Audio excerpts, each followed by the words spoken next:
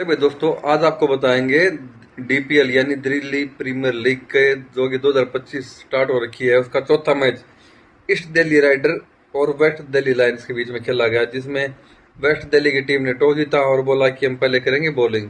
तो भाई बैटिंग का निमंत्रण मिलने के बाद ईस्ट दिल्ली की आती है पहले बल्लेबाजी, जिसके लिए उनके दोनों ओपनर आते हैं ए राणा और एस सिंह। दोनों बल्लेबाज अच्छी पार्टनरशिप करते हैं। ए राणा 28 गेंदों पर 7 चौके और एक छक्के मदद से 44 रन बनाते हैं। उसके बाद वो एन राणा की गेंद पर भारद्वाज के द्वारा कैच आउट कर जाते हैं और एस सिंह भाई 15 गेंदों पर 3 चौके और एक छक्के मदद से 22 रन बनाते हैं और वो चौधरी की गेंद पर डिसूजा के हाथों कैच आउट हो जाते हैं। उसके बाद में आते हैं एच शर्मा। 9 गेंदों का सामना करने के बाद एक चौके की मदद से 7 रन बनाते हैं और वो गुसैन के द्वारा अपनी ही गेंद पर कॉटन बोर्ड कर लिए जाते हैं। उसके बाद में आते हैं भाई सरपंच साहब, कैप्टन अनुज रावत। 38 गेंदों का सामना करने के बाद 6 चौके और 6 छक्कों में से 73 रन, 6 चौके और 5 छक्कों में से 73 रन बनाकर नॉट आउट रहते हैं। फिर आते हैं दोस्तों एम रावत।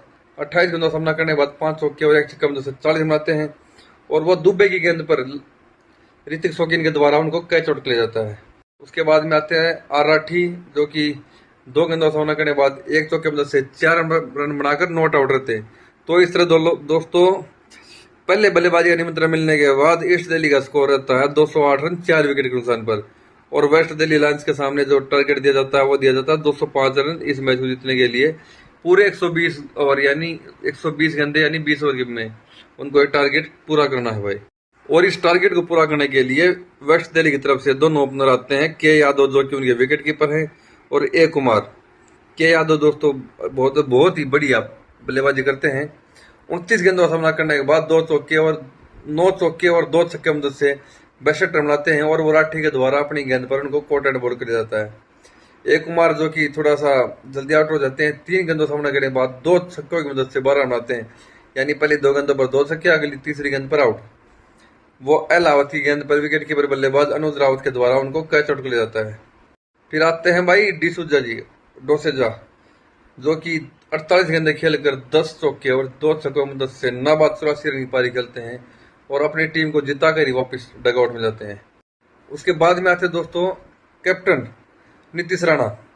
15 गेंदों का सामना करने के बाद 3 चौके और 4 छक्कों की मदद से 39 रन बनाते हैं और वो चौधरी की गेंद पर रावत के द्वारा कैच आउट कर जाते हैं।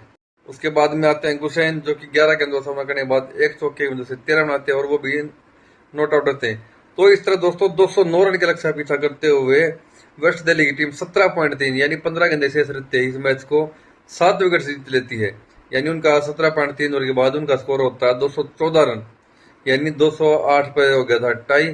फिर वहां से लगाया गया छक्का, 214 रन 3 विकेट के नुकसान पर। ये होता है उनका पूरा स्कोर कार्ड। अगर बात करें भाई मैन ऑफ द मैच की, तो 48 गेंदों पर 84 रन बनाने वाले आयुष डोसेजा को इस चौथे T20 match Delhi premiere league 2025 के मैन ऑफ द मैच का पुरस्कार दिया जाता है।